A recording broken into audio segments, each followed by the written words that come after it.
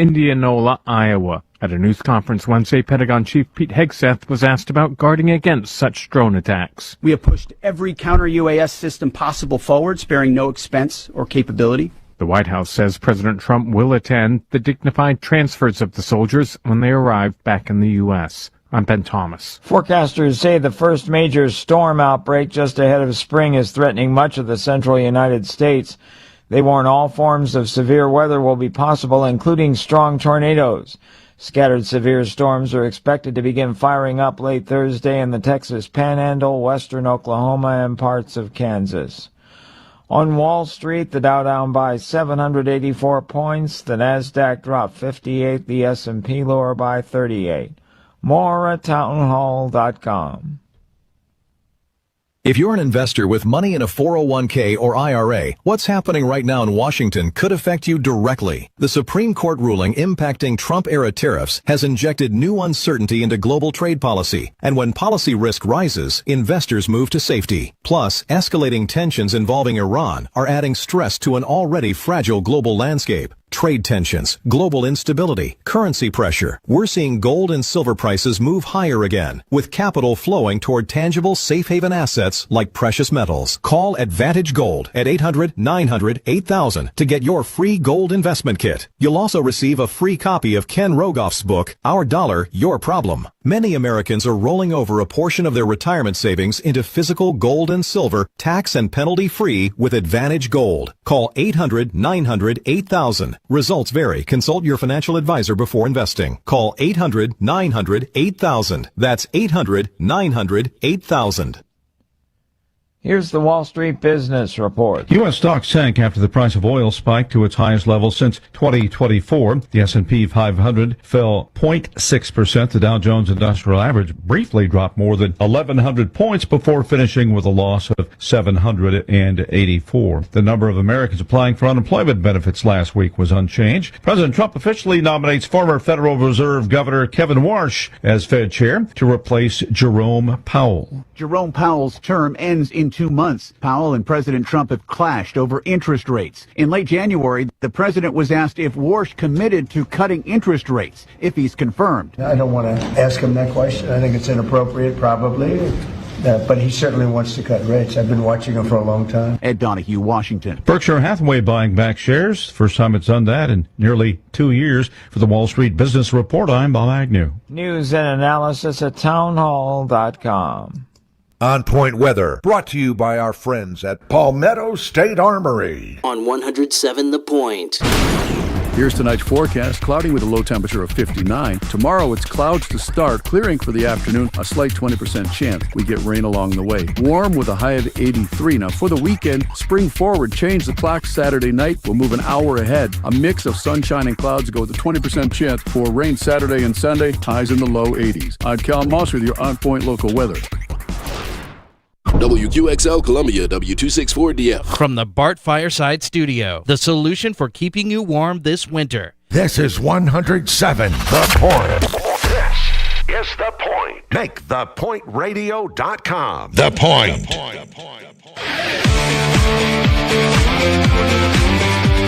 This is Sports Talk with Phil Kornblut and Chris Bergen. Sports Talk is heard across the state on radio affiliates of the Sports Talk Media Network and is streaming live on SportsTalkSC.com, as well as Twitter, Facebook, and YouTube. The South Carolina Education Lottery lucky number to call in is 888-898-2525. That's 888-898-2525. Now, here are Phil and Chris with tonight's edition of Sports Talk. All right, welcome in, everybody. It is Sports Talk Media Network on this big Thursday night, and I do mean it's a big Thursday night. We are in Georgetown for the first day of play in the Classic here in Georgetown, one of the best high school baseball tournaments anywhere, and we're, of course, featuring players and teams from across the state of South Carolina. It is an absolutely beautiful day for baseball here at Mike Johnson Park in Georgetown, and nice crowd on hand. Field looks beautiful. It's just great being out to see some high school baseball and some of the best that the state has to offer. We've already had 2 games played this afternoon here at Mike Johnson Park. So, in those first two games, it was AC Flora defeating Chapin 12-4, and Stratford knocking off Georgetown 6-1. So we're off and running with the Classic. We'll be here tonight and tomorrow night as well. We're in great shape. We've been fed. We've met a lot of people, and it's just a great place to be on a beautiful Thursday afternoon in the state of South Carolina if you want to be outdoors. Place to be if you want to be indoors is the Colonial Life Arena, because you can see for a very reasonable price a lot of high school basketball games. It's the state championship basketball weekend beginning tonight and running through Saturday. All state championship games in Columbia at the Colonial Life Arena. They've been playing all afternoon, and let's go live to the arena right now and welcome in Chris Deering, who is covering the championships for us here on Sports Talk as well as on our website, SportsTalkSC.com. Welcome, Chris. I'm going to toss it to you while the national anthem is being played here, so take your time and tell us what's been going on. All right, Bill. So we've had two games completed today already. In the first game of the day, and matter of fact, there's been two really good games so far, and I hope that's an indication of what the weekend's going to be. In the Class 2A girls, Landrum won their first ever state championship with a 45-43 victory over Atlantic Collegiate. Game was close throughout. It was a back-and-forth affair. Team struggled to score a little bit in the second half, but it turned out in the favor of Landrum.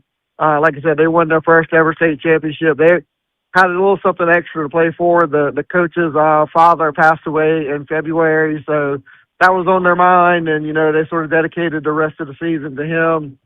And so that was good for Landrum to win a state championship. And the game that just ended, another barn burner, Philip Simmons knocked off High Point 50-46 in the 2A boys state championship. Again, down to the wire, Philip Simmons was able to make their free throws at the end. That turned out to be the difference in the game. In that game, Philip Simmons was down 8-0. I think by 11 in the first half, they were able to come back. They actually had the lead at halftime. It was I don't think the biggest lead in the second half was 5 points. But it was close throughout, and Philip Simmons had enough free throw shooting at the end to win a state championship, their first ever boys basketball state championship. So had a couple first-time winners here already today. That's awesome. Nothing like winning. Of course, I don't know what it's like. I don't know if you – I think you know what it's like. Weren't you on a state championship football team or something? I was on a team that played for a state championship. We did not win it. We ran into a guy named Archie Irby. Well, I can understand if you ran into him. So Burns must have taken it to you that day. They did, yes, absolutely. They did.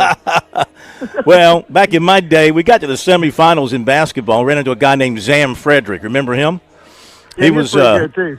He was good in high school too. Yeah, he got better as he went along, but he was good in high school too. I bring this up to say, man, nothing like winning a state championship, especially for that first time. That's got to be thrilling for those schools and for those programs. Yeah, I mean, absolutely. Both teams were very ecstatic.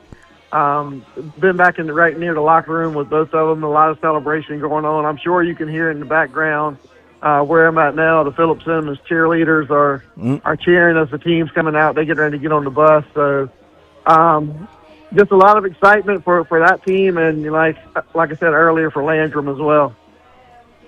How are the crowds today? Crowd's been pretty good. One thing that I think hurt early, Atlantic Collegiate is a 2-year-old school, 3-year-old school. They don't have a lot of alumni at this point, so not the best crowd for the 2A girls. 2A boys was pretty decent, and we're getting ready to tip off the 5A Division II championship between Berkeley and Greenville, and both of them have really good crowds out there. Berkeley brought a big crowd. Greenville boys and girls are playing in the state finals, so they have a big crowd. So the crowd's pretty good for the nightcap. Very good. Well, we'll catch back up with you in the second hour, get an update on how things are going on there, and great job. We'll remind everybody to read your recaps on our website, SportsTalkSC.com. All right. Have a great night. We'll talk to you in just a little bit. All right, thank you very much, Chris Deering over at the Colonial Life Arena. Yeah, we got a lot coming your way tonight. After our break, this is the 10th anniversary of Coastal Carolina doing the unimaginable and winning the national championship in baseball 10 years ago. One of the stars is going to be joining us here after the break, Kevin Woodall Jr. They call you Woody? They call him Woody. Woody Woodall, but Kevin Woodall Jr., who was a fantastic first baseman, an All-American, high draft pick, played in the minors. His dad played in the minors as well back in the day. He's a Georgetown native, and he's here watching the tournament. He's going to visit with us here after the break. Mike Morgan at 6:35. We'll get his thoughts on the tournament and everything else. At 7:05, Ken Potosnak. We'll talk some hardcore hardwood with Coach Ken Potosnak, and then John Combs back at the arena in Columbia for the high school championships. We'll catch up with him.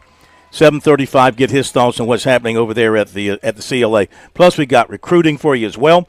The Clemson women won their game today over Virginia in their first game in the ACC Women's Tournament. So what's been a charmed season for the Tigers so far continues. And South Carolina's women, of course, they'll play tomorrow in Greenville. Their opponent will be Kentucky. Kentucky won their game today at the SEC Tournament. I think maybe the biggest news nationally, or one of the big pieces of news nationally, Jason Tatum may be in uniform tomorrow night for the Celtics. He's now listed as questionable, and they're saying that he is ready to return less than a year after tearing his Achilles. That's amazing, and he could be in uniform for the Celtics tomorrow night. Could have used him last night against the Hornets. The Hornets drilled the Celtics up in Boston last night.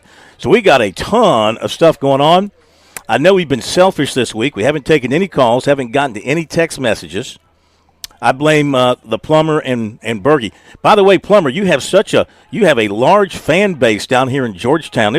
Everybody I've met who knows about sports talk, they say, "Tell me about the Plumber." I plan to be the star in a parade down there soon. So that's Grand Marshal. Yeah, that's the word. That's the word. But they also want to know about Clarice and a little bit more about her. She's a very fine lady. Yeah. Or is it Precious? Precious or Clarice? Which one is it this week? It's neither. Phil. All right, so we got a lot to do. We're going to hit the break. Woody Woodall is going to join us. Then Mike Morgan, drop in some news notes for you as well. Try to hit some of these text messages. Let's see, what else? Keep you up to date on other things going on. South Carolina baseball won last night. Clemson baseball won as well. But both teams have lost another player. The Gamecocks lose a catcher, and the Tigers lose a pitcher. We'll talk about that coming up. Woody Woodall after the break. Too tough to tame? Try too rough to ride. Nothing about this place lets you sit back. It rips up your tires and tears at your heart. Let's go! History, glory, consequences. That's Darlington, where stripes are well earned. The Goodyear 400. NASCAR's best face the lady in black. And this spring, how about that? She'll leave her mark. Hell yeah, boys! NASCAR weekend at Darlington Raceway, March 20th through the 22nd. Get your tickets now at darlingtonraceway.com.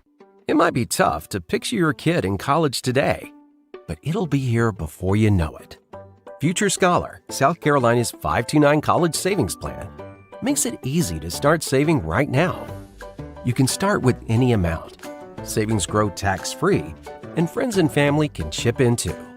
Discover the smart, easy way to save today at futurescholar.com. That's futurescholar.com. That's futurescholar.com.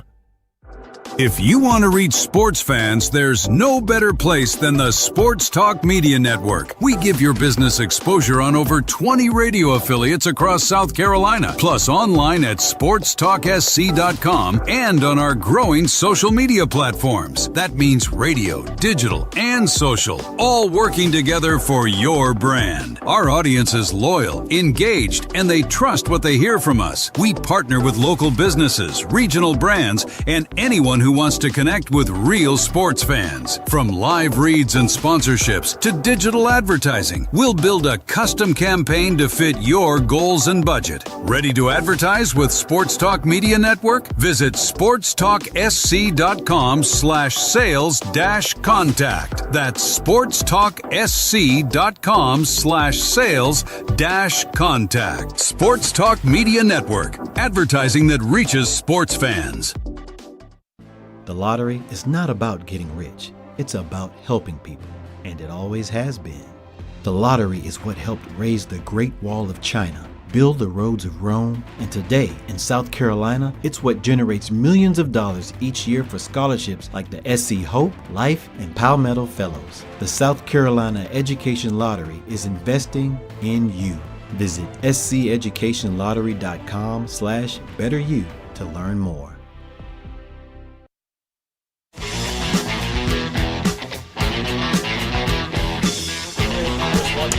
All right, welcome back, Sports Talk from Mike Johnson Park in Georgetown. We got a great matchup just getting underway. It's Southside Christian, which has won 4 straight state championships, facing James Island, which has won back-to-back state championships. We're not seeing the stud pitcher for Southside Christian tonight. He's not pitching because they're resting his arm. He pitched for the USA national team in the summer. So he threw more than he was expected to, and they decided to, give him some rest here before getting into the meat of the schedule. So you got to be protective of those valuable arms. A guy who used to chop up those valuable arms has joined us now. Woody Woodall, All-American first baseman from Coastal Carolina, a Georgetown native. Thank you for joining us. Appreciate you coming over. Glad to be here. So how's it feel for you? Played at Georgetown on this field, but now you're sitting up here in the press box looking at things. Different view, huh? A lot different view. This tournament's great. It obviously draws a large crowd, especially the Georgetown folks. Love watching good baseball, and so do I. Were you a first baseman in high school too? I played shortstop in high school. Played shortstop? Yep. When did you convert to first base? Freshman year of college. Yep, freshman year of college. Knew I was going to play a corner spot going into it. Started at third, ended up working my way into the lineup over at first base. Well, being 6'7", probably had something to do with it. It's a given. Yeah. So Gilly looked at you. He probably looked up and said, I need you at first to be snagging high throws. Yeah, that's pretty much how it went. Yeah, I figured as much.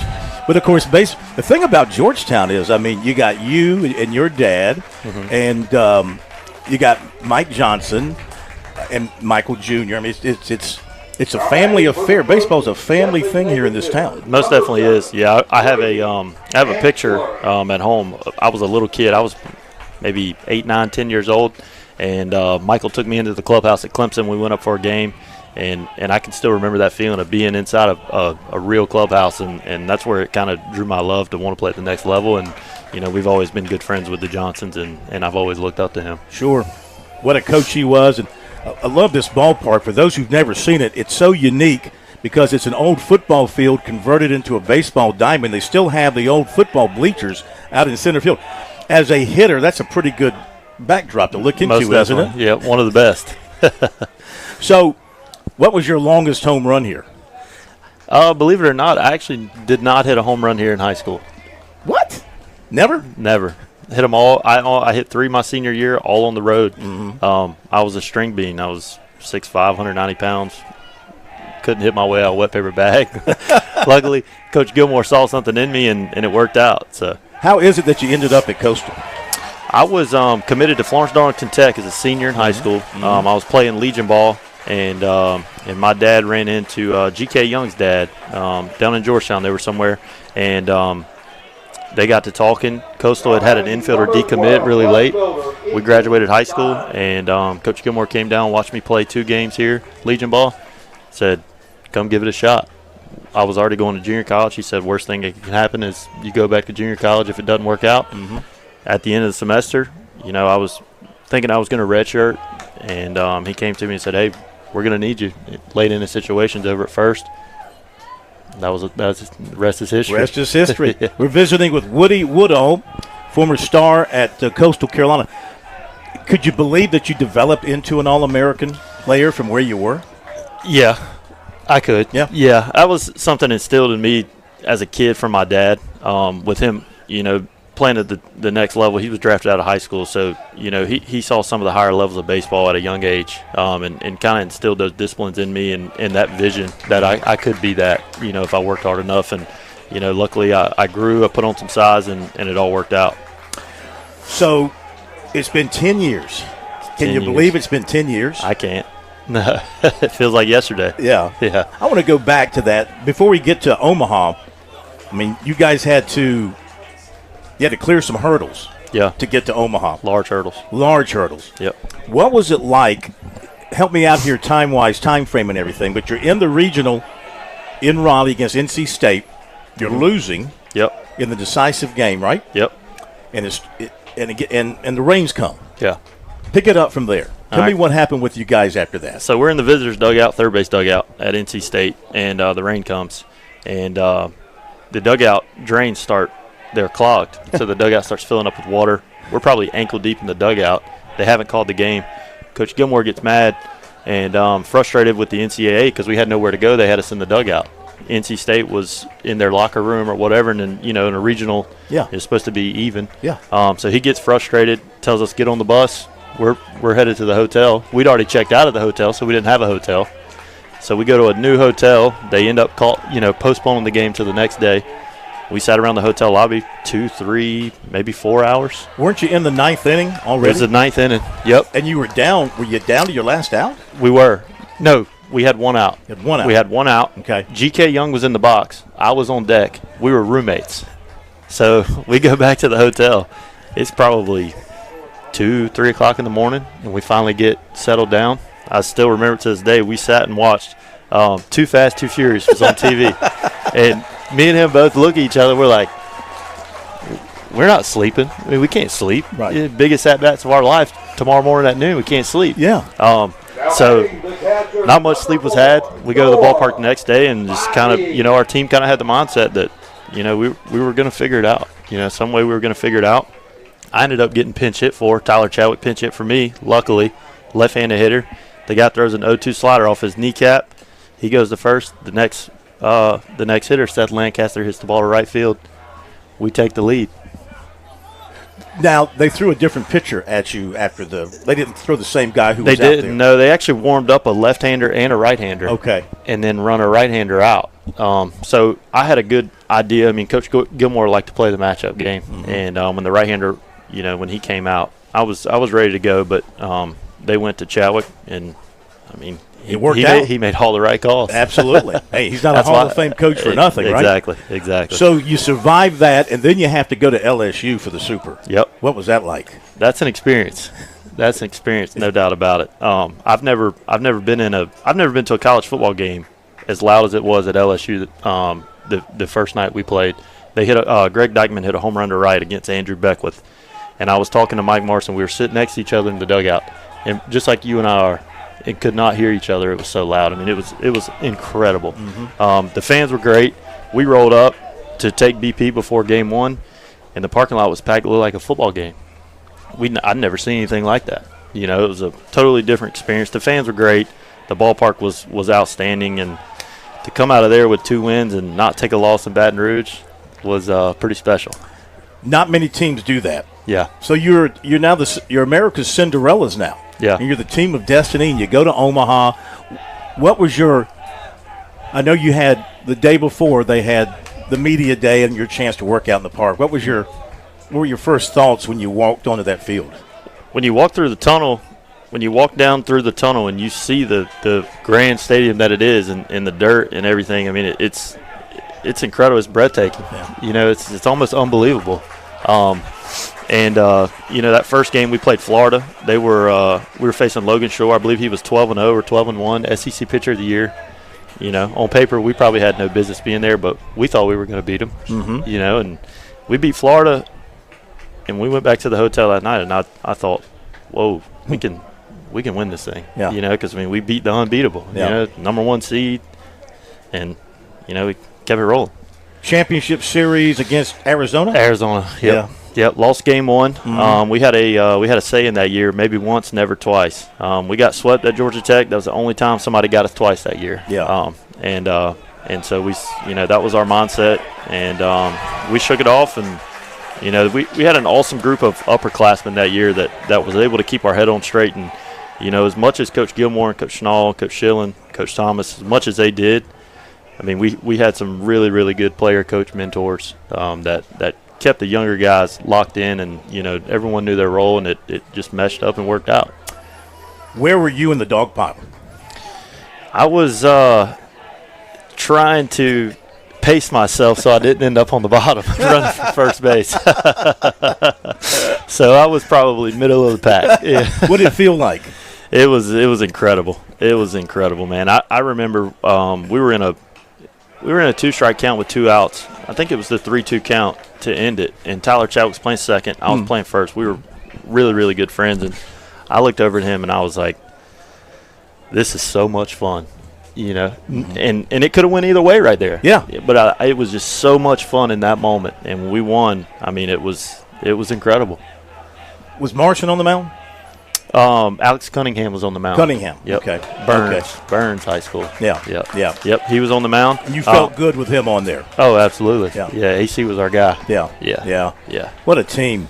A team of destiny, and I mean, the whole country's like, what's a Chanticleer and where is Conway, South Carolina? Yeah, I know the whole country was like that, but I mean, as you know, in the state of South Carolina, I mean, Coastal Carolina's been a very good baseball program for many years. Mm-hmm. And we finally pierced that veil to get to Omaha and get Coach Gilmore to Omaha, and we ended up coming out on top. But I mean, just like last year, I mean, they're right back in it. I mean, played for a national title last year. I mean, it's a lot more than a lot of others have done in the last 10 years or so. So, I mean, they're on the map for sure.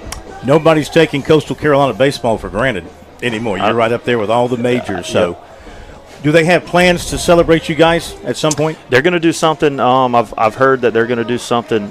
Maybe the last home series of the year. Okay. They're going to have some sort of reunion. Is what I'm hearing. So definitely looking forward to that. Still stay in touch with a lot of those guys on the team.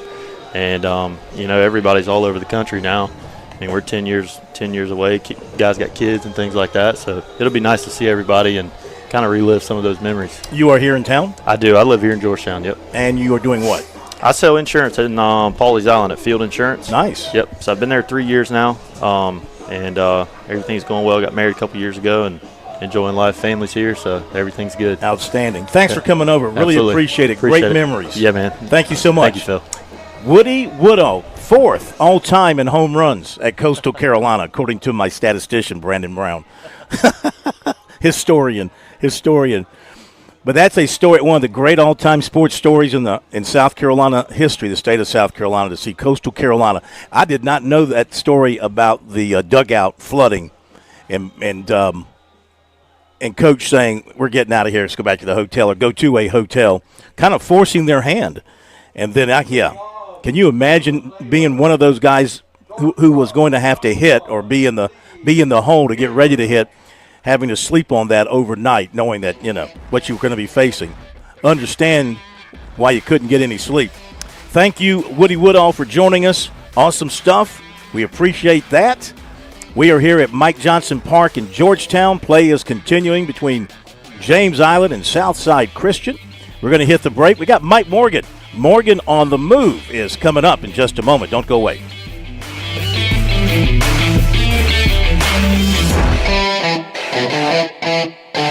On Point Weather, brought to you by our friends at Palmetto State Armory. On 107 The Point. Here's tonight's forecast. Cloudy with a low temperature of 59. Tomorrow it's clouds to start, clearing for the afternoon, a slight 20% chance we get rain along the way. Warm with a high of 83. Now for the weekend, spring forward, change the clock Saturday night. We'll move an hour ahead. A mix of sunshine and clouds go with a 20% chance for rain Saturday and Sunday, highs in the low 80s. I'm Cal Moss with your On Point local weather. Hey y'all, this is Ted from Flight Deck Restaurant. We'd like to invite you and your family to dine with us. We have a great menu that's sure to please your whole family. We have fresh cooked burgers, big juicy wings, blue plate menu featuring country cooking, oven baked hoagies, fresh crisp salads, authentic Greek food like gyros, souvlaki, and baklava. We also carry 20 different premium cheesecakes and pies. Flight Deck Restaurant also has an arcade with 30 different games like Star Wars, Batman, Skee Ball, Bass Wheel, Pac-Man, Galaga, and so much more. Flight Deck, your favorite family restaurant. Thanks y'all and God bless. Capitol Hill.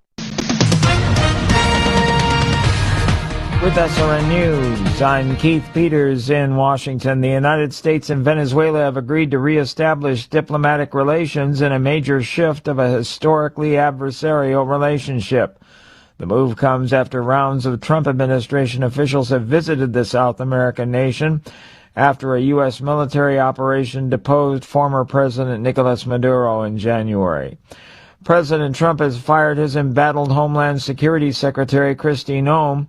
Trump said he was nominating Oklahoma Republican Senator Markwayne Mullin for the position in an announcement on social media on Thursday. The announcement came after Noem faced a 2-day grilling on Capitol Hill from Republicans and Democrats. On Wall Street, the Dow down by 784 points. The Nasdaq dropped 58.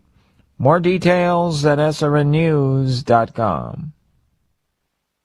Nobody plans for a plumbing problem. They come unannounced and usually at a very inconvenient time. Franklin Plumbing and Drain Cleaning is your trusted ally. They recognize just how vulnerable a customer is at this time, and they want to help. They have well-trained plumbers who are there to make a difference when you need it most. I've experienced this. They're knowledgeable about their craft. They're not coming to your house to pitch new products. If something is broken, they'll give you a price to fix it if it's possible, or a price to replace it if necessary. Franklin Plumbing and Drain Cleaning is also locally owned and operated, or I simply wouldn't endorse them. Josh and his team prioritize customer service above everything else. They handle every issue with care and precision. Those are not just words. I've had Franklin Plumbing and Drain Cleaning out to my home. They back up those words with their actions. If you have a crisis, get some peace of mind. Online, you find them at franklinplumbing.sc.com, or you call 799-2222. That's 799-2222. I'm absolutely positive they will make whatever is wrong right again. Franklin Plumbing and Drain Cleaning. If you've never had genuine Wagyu or Hereford steaks and burgers, you don't know what you're missing. Time to order the best of the best from HandJCattle.com. These are local farmers in Saluda where tradition meets quality. The best quality beef and a discount for Point listeners. Enter keyword The Point as one word and get 10% off, plus free delivery in Lexington and Richland County orders of $50 or more. It's cooked in season over at HandJCattle.com. At Palmetto State Armory, we offer the largest selection of guns and ammunition at unbeatable prices. Our knowledgeable and friendly staff are here to provide personalized assistance, ensuring you find exactly what you need. If you enjoy outdoor activities like hunting, camping, or hiking, our clothing and outdoor gear collection has got you covered. We also feature an exceptional indoor range facility where you can experience the thrill of shooting in a safe and controlled environment. Visit us today at PalmettoStateArmory.com or your local retail store. Palmetto State Armory, American made for life.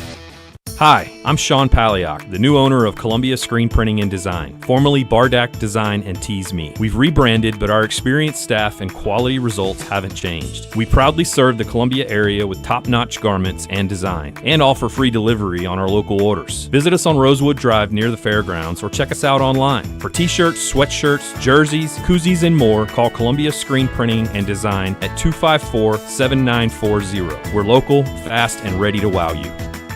Spring is the perfect time to make sure your home stays comfortable. For over 12 years, Sweet Comfort Services has been proud to serve Columbia as the best small family-owned heating and air company in the area. Whether you need repairs, a new installation, or preventative maintenance, our trusted team has you covered. We install dependable systems from Goodman and Train, and if you have a quote from any licensed HVAC company, we'll match or beat their price. Call 803-331-8143 or visit sweethvac.com. Sweet Comfort Services, keeping Columbia comfortable.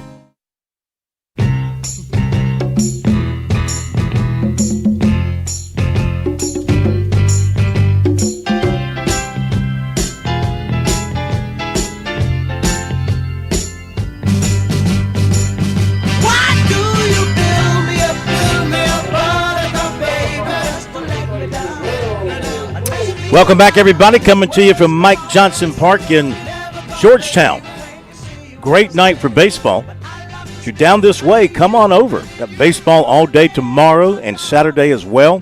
See some of the best high school baseball teams, some of the best high school baseball players in South Carolina. Thanks to Woody Woodall for visiting with us. And great stories about Coastal Carolina's run to the national championship 10 years ago from a guy who lived it. And that story about being in the dugout and the water coming up to the ankles and them going back to the hotel and having to sleep overnight, trailing with 2 outs to go. Coach Gilmore said, we're leaving here, we're going back to the hotel, kind of forced their hands. And it worked out. That's what made him such a great coach. He made the right decisions at the right time. So appreciate him being on with us tonight. Mike Morgan coming up in just a moment. South Carolina Football Hall of Fame announced today that Clemson linebacker Sammy Brown is the recipient of the Blanchard Rogers Trophy, given annually to the state of South Carolina's most outstanding college football player. Clemson women won 63-50 over Virginia to advance to the ACC women's tournament. We got Chris Deering over at the high school basketball championships. We'll hear from him in just a little bit. And this came out yesterday. We didn't mention it. Charleston Southern named Randall McCray as defensive coordinator. That's a familiar name. He's been coaching football in these parts for a good long while. So he is going to be the new DC at Charleston Southern. And Clemson and LaSalle, neither one of them have named their pitchers for their series coming up this weekend. They're going to play 4 games beginning on Friday, a doubleheader on Saturday, and then a game on Sunday. Neither team has named their pitchers. Margolis, the freshman pitcher for Clemson, after last night's game, Coach Bakich announced that he'd had elbow surgery, so he's out for the season. And Reese Moore, South Carolina, one of their catchers and a hitter, he's going to miss the rest of the season with knee surgery coming up. Coach Maneri said that after the game last night. All right, let's get to our man, Mike Morgan, here on Sports Talk. Morgan on the Move, brought to you by Play It Again Sports in Harbison, where Chris Mosley absolutely runs the best sporting goods shop in the Palmetto State. All the things you'll want to buy, sell, or trade. Best selection, best prices, and a great, friendly staff, especially when Mike is in there to serve you and show you around. That makes it even more friendly because he's a friendly guy with a big, bold smile. That's Play It Again Sports in Columbia. Morgan on the Move, driven by JT's Kia on Greystone, Killian, and Rock Hill. Uh-oh, guess what day it is? Mike. What day is it, Mike? Leslie, guess what today is? It's Mike Day. Well, in Mike's world, every day is Mike Day. We only get him 1 day a week, and we only get him for about 10 minutes. Let's welcome in Mike Morgan. Morgan on the Move. Welcome in, sir. How are you? I am good. It's been an interesting day. Did a couple hours this morning on the ITG show, and a lot of Lou Holtz reminiscing, which I'm sure you've done on your show. Mm-hmm. I tweeted out a picture I found. This is back before you had cell phone cameras, so it was kind of grainy, but it was a picture of myself and Teddy Hefner. I saw it. Hosting the afternoon show in Columbia, and we used to do on Fridays. We would do remotes at the bookstore at the stadium, and so Lou, when they got done with practice, would drive over in his golf cart. We never asked him to do this. We didn't even have a producer, and he would just drive over, grab a microphone, and just start talking to us for 20 minutes. And he did it every week. It was pretty amazing, pretty surreal. I mean, I was quite young at the time, and somewhat in awe of all that. It just brought me back to when Lou was on top of the world. I mean, that was in the middle of the run to the first Outback Bowl championship, and of course, he went on to win back-to-back. But I'm sure you feel the same way, Phil, and you've covered gosh knows how many coaches over there, but he definitely has a chapter in the book in the history of Gamecock football. Well, I'd say he was the resurrector. I mean, he took over a team that was losing 10 in a row, and then they lost 11 in a row to make it 21 in a row. And then whatever he did with that staff, they got it going, and they won 17 games over the next 2 seasons, which at that time was the best 2-year run in Gamecock history. So he resurrected it. He just could not keep it going. A couple of 5 and 7s, and then they finished up 6 and 4, 6 and 5. They had the big fight with Clemson. Didn't go to a bowl game in that last year, and then that was that. And Steve Spurrier was welcomed in. But how about a place like South Carolina having back-to-back Hall of Fame coaches like that in Holtz and in Spurrier, each of them getting the program to another level? Holtz got it to a level. Yeah. It had only been to maybe you could say once before when they in 1984. They'd had a couple of 8-win seasons in there, but the 9-win season I think was the second most. And then, of course, Spurrier took it to heights unknown once he got in there. So Lou was a great guy to cover from a media standpoint. Great talker, great personality, great interview, and of course he knew football. So it was sad to see. He was 89, so he lived a great life, and but it seems to me like his health went pretty quickly. I remember that he was making public appearances, speeches, TV appearances, and then the next thing you know, the news comes out that he's in hospice. It kind of surprised me.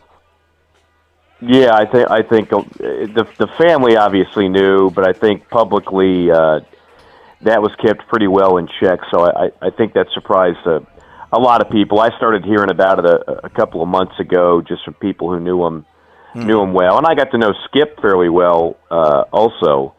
And obviously, that the original plan, for those that don't remember, was for Skip to take over. There was a succession plan when that whole hire was made, and then things kind of went sideways, and obviously that didn't happen. But you brought up back-to-back legendary coaches like that.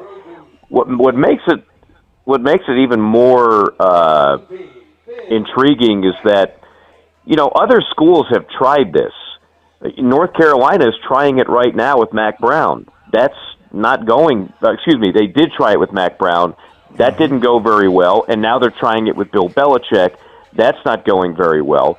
There's been other legendary coaches that, Howard Schnellenberger had bits and pieces of success after Miami, but not a ton. The other schools have had that where you get the legend on his last leg. But the thing about Holtz and Spurrier is that you never felt like they were past their prime. They had so much vigor. They had so much coaching left in them, but circumstances. Steve voluntarily left Florida, tried the NFL, didn't work out, and wanted to get back into it. Lou, kind of pushed out the door at Notre Dame, goes to TV, and you're wondering, will he ever do it again? But clearly, he still had the fire, and the rest is history. So it is a little bit unusual for that to work. More often than not, it doesn't work. But in those two cases, it obviously did. Yeah. All right. So, by the way, that picture, I looked at it. Two things stood out to me about that picture. Number one, at that age, how much you look like Charlie Sheen. And number two, Teddy's mustache was sensational. I know, right? Yeah, the mustache was really a good look. It was a good look for him back then. Yeah. Well, I never. I've had a good life. I don't know if mine has been as exciting as Charlie Sheen's, but I have heard that before. And number two, yes, Teddy's mustache. That thing is 1980s cop/adult film star. It is on point, man. I'm surprised Lou was able to focus while looking up and seeing that stash. Yeah, incredible. Somebody just hit a 2-run bomb for I'm at a baseball game here. I'm at a tournament in Georgetown at this beautiful ballpark, Mike Johnson Park in Georgetown. I know you love baseball parks. You need to come visit this little high school baseball park in the heart of Georgetown. They have a tournament here. This is the 36th year, I believe, of the Classic.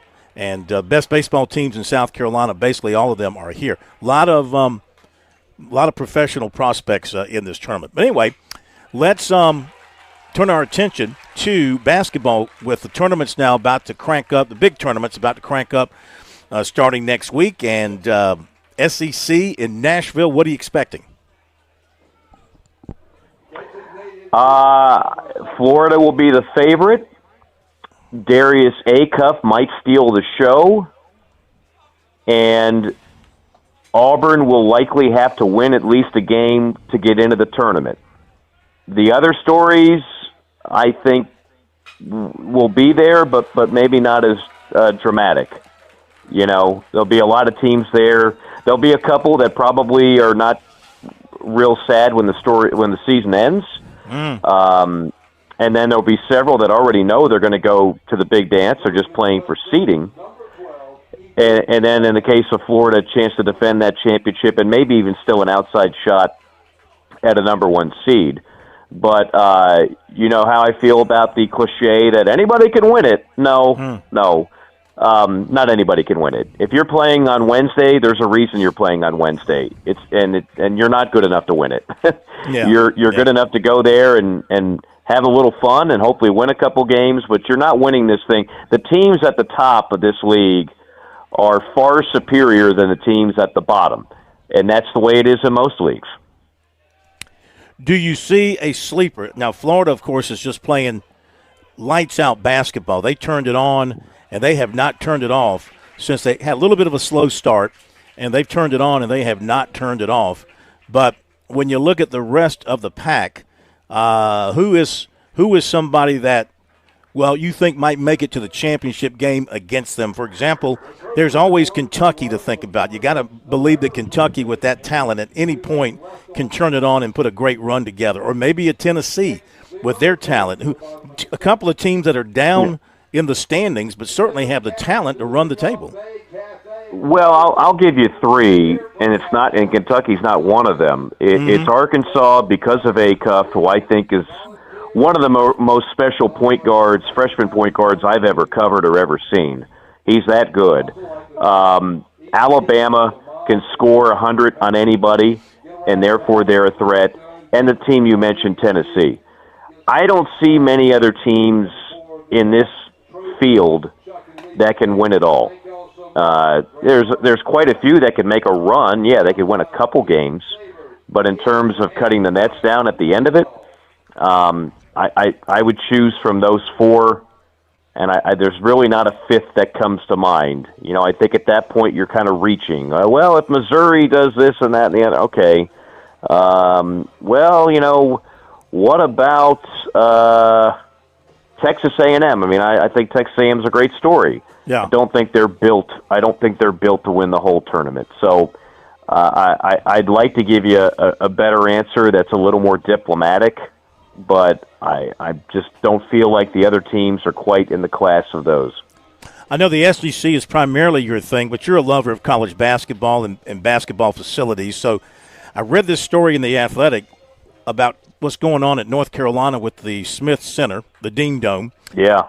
And let me just tell folks, there's a big debate about what to do. There's of course, a large faction of people who just want the building. It needs to be refurbished, they say, and it's losing money because it can't it can't sell the luxury suites. It doesn't have it. It needs to be totally refurbished into the hundreds of millions of dollars. Or there's a faction that wants to build a new building 6.5 miles to the north where they call it the North Campus there at North Carolina. And so it's really split the fan base over what to do. And, of course, Roy Williams and players are all coming out and saying, you cannot play anywhere else but in this building. You've got to fix. What do you think? What would you do? What do you think is the best answer in the case of a blue blood, tradition-laden program like that? Because all the other blue bloods have stayed in their buildings. Kansas, Kentucky's refurbished Rupp Arena a couple of times, but they've stayed there. Of course, Duke's not going anywhere, and others. What do you think? Well, this year, it's funny you mentioned that. I've had games at Allen Fieldhouse, in Bloomington, my first ever trip to Assembly Hall, at Cameron Indoor, and at the Dean Dome earlier in the year. All those were national radio games on Elite Media Network. Mm-hmm. I still, when I go to Chapel Hill and I go inside that building, it's pretty sweet place to me. I mean, I get it. Like, you're never going to make the kind of money you can without the suites. And what most of the newer arenas are doing, they are getting rid of seats and replacing them with suites. And so from that standpoint, I'm sure the bean counters have said that's what we ought to do, because there's enough money that supports that program that if you sell the suites, you got a lot of cash coming in. That, along with the courtside seats now that are everywhere I go. Mm-hmm. I mean, you can't go anywhere without people buying. I was just at Auburn on Tuesday night. It's one of the shoot-arounds. I sat in one of those courtside seats, which was to the right of where we set up, and I asked their SID. I said, just out of curiosity, what does this thing go for? $9,000. And I'm like, man, okay, now I understand why there's less media on the front row and more bigwigs buying those seats. But I don't know, I love the tradition of the older arenas, and that one hardly feels like it's falling apart to me. It's still pretty nice. I mean, when you go there, it's a beautiful arena. So I don't have a problem with it, but somebody obviously feels like they could do better. Yeah, they say it needs a lot. From what that story I read from I guess he's a guy that covers the ACC in North Carolina. The word from the officials is it needs a ton, millions and millions of dollars to upgrade it to where it needs to be. So we'll see what happens. I'd hate to see the building go by the boards, and I know all those former Tar Heels preserve everything they can. And the other thing was that North Carolina has said, well, if we build a new building, we're going to call it the Dean Smith Center, and we're going to call it Roy Williams Court. So, can you do that? Can you name it after somebody who never coached there, never did anything for it? It would be like calling taking the CLA and calling it the Frank McGuire Arena, Yeah, I never thought of it that way, but I don't think Dean Smith's name is not going to be on a new building. Some way, somehow, it'll be on there. Yeah. And come to think of it, maybe they should have put Frank McGuire's name on the CLA. Maybe he deserves to be somewhere. Well, maybe there ought to be a statue of him. He is kind of like the most successful coach in the history of the program. Well, that was not the statue part, but the name part was certainly talked about. But the answer was, well, this is a building he never coached in. He had nothing to do with this building as far as. Yeah, but to me, that's a detail. You've already got statues outside for women's basketball, right? I think you do. Okay, so you don't think Frank McGuire earned a statue? I mean, I wasn't alive during that time frame, but the people that I do know that were, and anybody can look into a media guide or a record book and see what he did. It's pretty damn special when you think about it. I realize there's not Final Fours and national championships. That's just not the history at the program, but you for know a while what there, he had it going pretty well. You know what was more important than that? And I think sometimes we get lost in the playoff mode. Everything is in the playoff mode, and that's all you think about, and I get that. But there was nothing like the seasons that he had, the 2 seasons in the ACC, the junior year and senior year of the Roach class. Those 2 years, they didn't win a national championship. They didn't go one year because they couldn't go, and then the next year they lost in the first round of the tournament. But those 2 years of playing ACC basketball with the hatred and the venom that each school had for one another was special. You can't capture that. You can't capture that in the postseason. You can only capture that when you go into the enemy arena and when you host your rivals like that. And every game was a bloodbath. And it was so special. It was just so special. Yeah. So, they didn't win anything nationally, but they won over everybody who in South Carolina who were Gamecock fans, with their bravado and their play. So, all right, we'll let you go.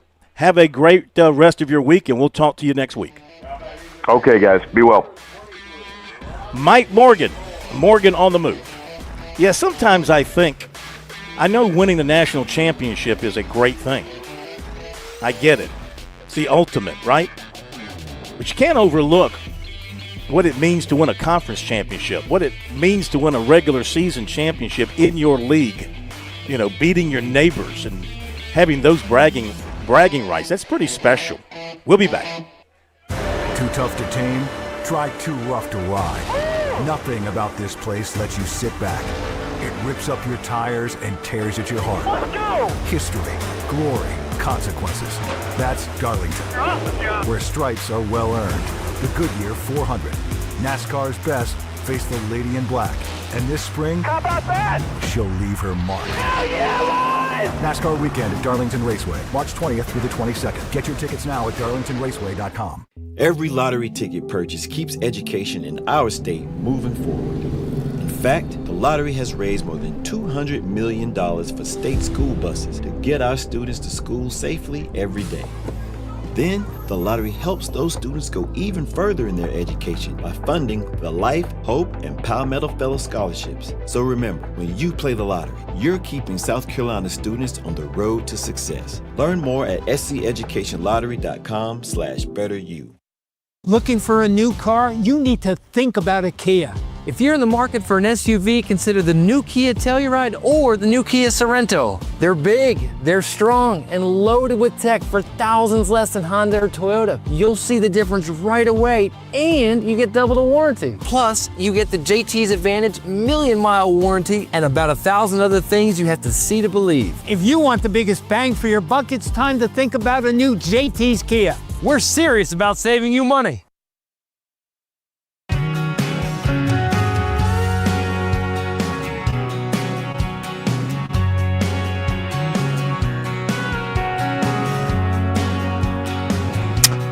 Okay, we're back. Mike Johnson Park. They have an area here in the seating area down the first baseline where it's for dads only. Dads of the Georgetown baseball team. And from what I understand, if you're not a dad, you can't step in there.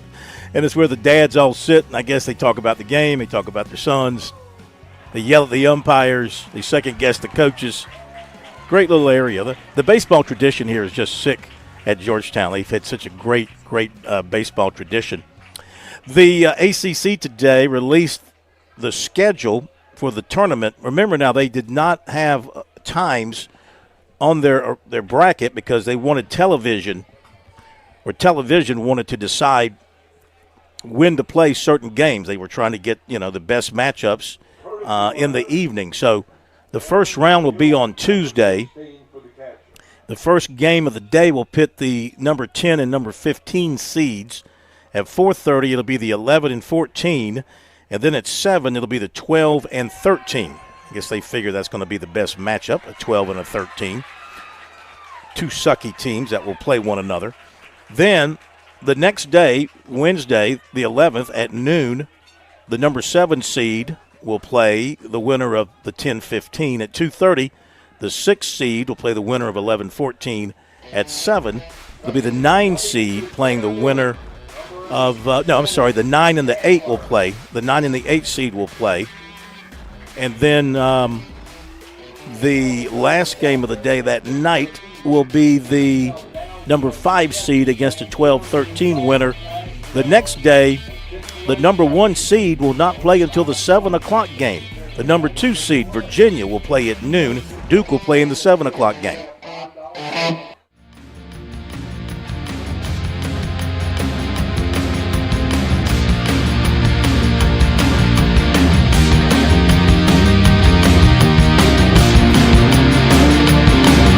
WQXL Columbia, W264DF. From the Bart Fireside Studio, the solution for keeping you warm this winter. This is 107 The Point.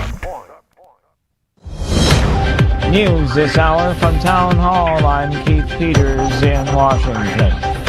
President Trump wants to be involved in choosing Iran's next supreme leader. White House correspondent Greg Clugston reports. Speaking to the Axios and Reuters news outlets, the president said he has to be involved in the appointment, like he was with the leader in Venezuela. He said he would refuse an Iranian leader who would continue the same policies, and he ruled out the son of the late Ayatollah, calling him a lightweight. The Pentagon has denied that the goal of the war against Iran is regime change, so the president's comments may raise more questions about the military campaign's objective. Greg Clugston, Washington. President Trump has dismissed Homeland Security Secretary Kristi Noem. Bernie Bennett has this report. President Donald Trump says he's replacing embattled Homeland Security Secretary Kristi Noem and will nominate in her place Oklahoma Republican Senator Markwayne Mullin. Trump made the announcement on social media Thursday, 2 days after Noem faced a grilling on Capitol Hill from GOP members as well as Democrats. Mr. Trump says he'll make Noem a, quote, special envoy for the Shield of the Americas, a new security initiative that he said would focus on the Western Hemisphere. Noem is the first cabinet secretary to leave President Trump's second term. Bernie Bennett in Washington. The State Department says the United States and Venezuela have agreed to reestablish diplomatic relations in a major shift in a historically adversarial relationship.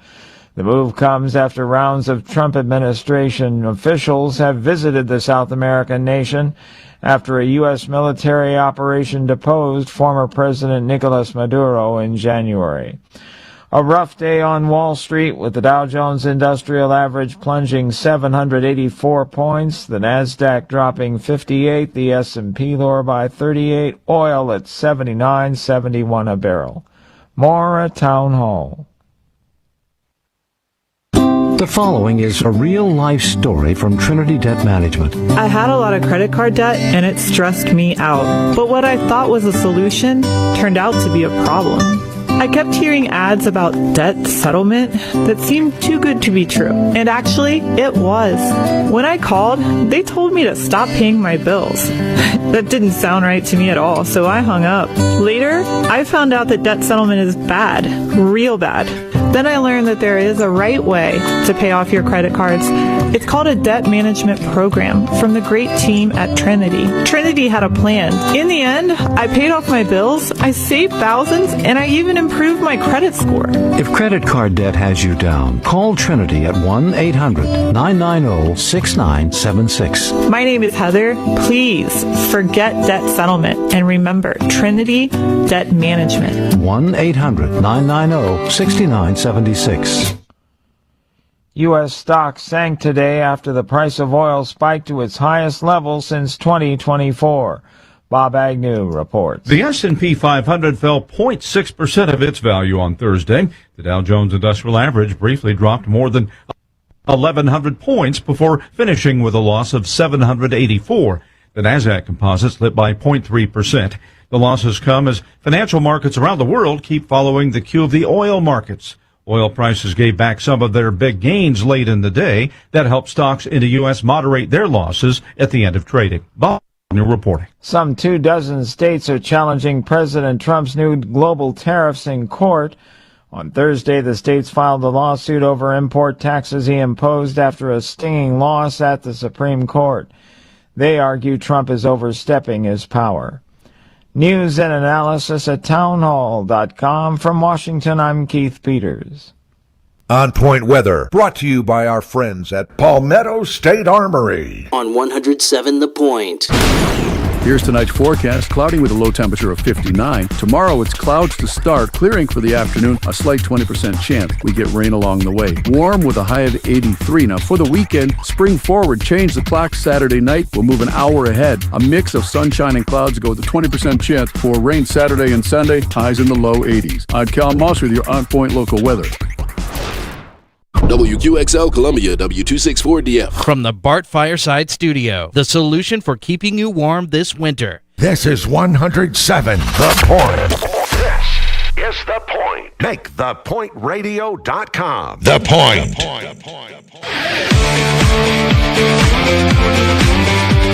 Welcome back to Sports Talk on the Sports Talk Media Network. You can reach the guys with the South Carolina Education Lottery lucky number. 888-898-2525. That's 888-898-2525. Now back to Phil and Chris with the second hour of Sports Talk on the Sports Talk Media Network. All righty, welcome back. It is Sports Talk tonight from Mike Johnson Park here in Georgetown. We'll be back here tomorrow night as well for day 2 of the Classic. More outstanding high school baseball. They start playing in the afternoon and play until the evening. It's a great night for watching some high school baseball here in the state of South Carolina. If you're listening to us around the state and you want to come see some terrific high school baseball, come on down. You'll have a great time. The food is great. It's a beautiful ballpark.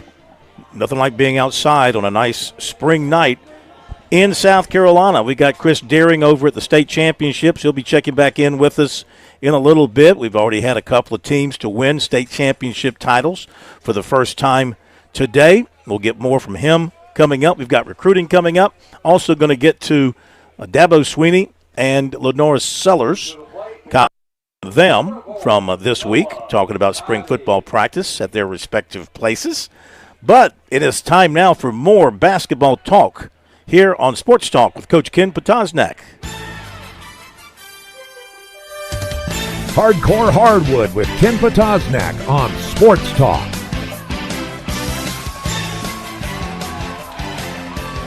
All right, time to welcome in once again to Sports Talk Coach Ken Potosnak, longtime basketball coach around our states and other places as well. Great to have him back with us. Welcome in, Coach. How you doing, sir?